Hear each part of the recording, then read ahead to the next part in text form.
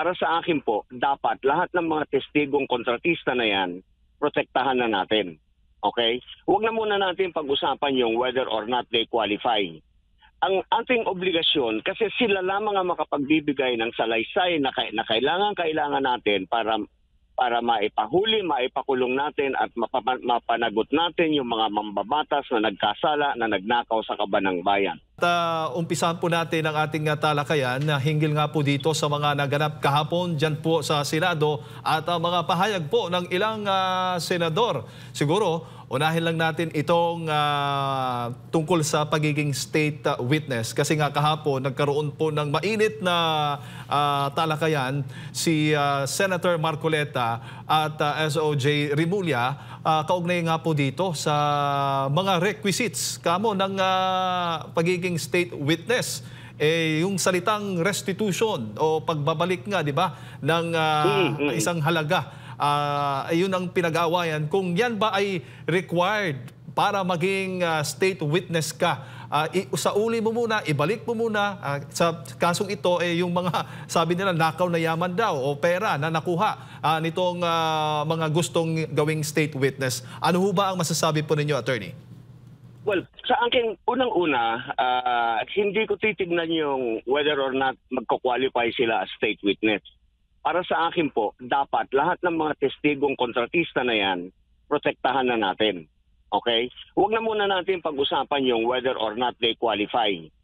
Ang ating obligasyon, kasi sila lamang ang makapagbibigay ng salaysay na kailangan natin para maipahuli, maipakulong natin at mapanagot natin yung mga mambabatas na nagkasala, na nagnakaw sa kaban ng bayan. Okay, wag na po yun. Importante po kasi, proteksyonan na natin agad sila kung gusto nating malaman yung mga talagang nagkasala, because they are the only ones who can testify and they are the only ones who can give that kind of testimony that can put all the guilty persons in jail. Okay. Ngayon, kung pag-uusapan po natin yung qualification ng state witness, halimbawa, dumating na tayo dun sa portion na gano'n, na sila ay naitabi na natin, o sige, sino ang qualified, sino ang hindi. Ang qualification po kasi ng being a state witness, 4 lang po. Una, yung kahalagahan ng testimonyang ibibigay mo. Okay. Palagay ko po talagang napakahalaga ng mga testimonya ng mga witnesses na yan. Sila Diskaya, sila Hernandez, sila Alberto, etc. Yung mga lahat po yan. Mula apari hanggang hulo. Sa hulo palagay ko walang gano'n eh. Pero sige po. Mula apari hanggang hulo, lahat ng mga kontratistang yan na kapag bibigay ng mga testimonyang napakahalaga, proteksyon na po natin. So sila, number 1, the requirement is napakahalaga ng kanilang testimonya. Okay. Number 2 na requirement para state witness, siya lamang ang makapagbibigay ng ganong klaseng testimonya ukol sa ganitong, iba-iba kasi yung kanilang ituturo dyan eh. So yung kahalagahan at saka yung siya lamang ang merong ganong klaseng testimonya na napakahalaga para maipakulong, yun talagang number 1 na may pagkakasala. Okay. Number 2, kailangan yung testigong gusto mong isama sa state protection witness, hindi siya ang the most guilty. Okay, noong araw po, dapat siya yung least guilty. Ngayon po, hindi siya yung the most guilty. Yun po yun. Pagkatapos meron pang 4 na qualification, which escapes me right now. Pero wala pong restitution doon sa 4 na requirement na nakasaad sa batas. Opo. Ngayon, pagka yun po nakalagay sa batas, yun lang po talaga ang requirement. At saka huwag na po nating pahirapan muna. Para sa akin po, huwag muna nating pahirapan, huwag muna nating strictohan tulad ng sinabi ko sa umpisa. Proteksyonan natin agad. Because they are the only ones who can testify, give that kind of testimony.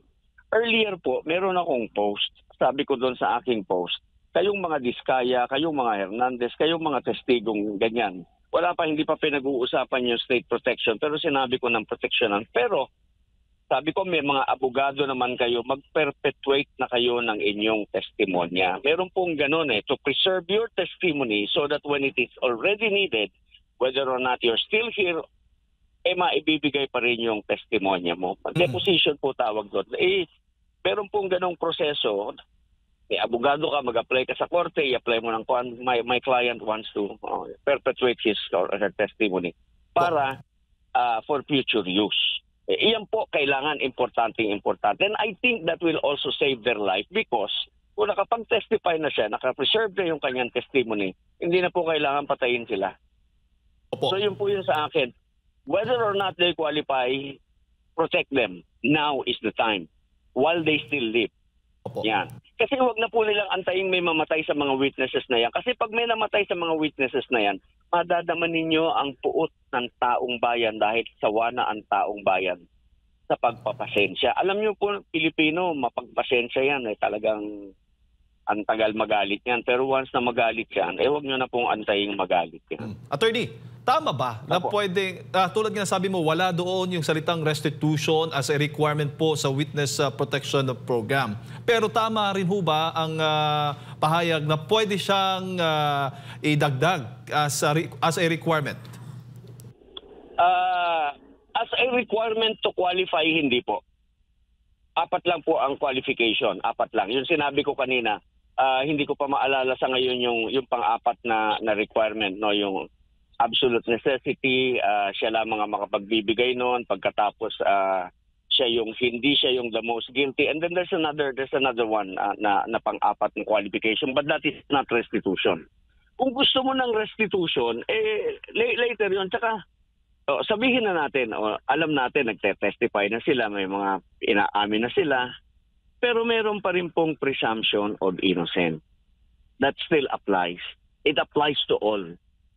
Katulad niya, nagsimula na silang maging, kumbaga parang naaakusahan na sila, that presumption applies automatic under the Constitution. So kahit po sa pananaw natin, talaga namang guilty sila at sa totoong naman po talaga na sila yung mga guilty. Pero hindi pa rin po natin pwedeng sabihin na sila guilty hanggat hindi sila nakahatulan. So bigay pa rin po natin sa kanila yung kanilang mga karapatan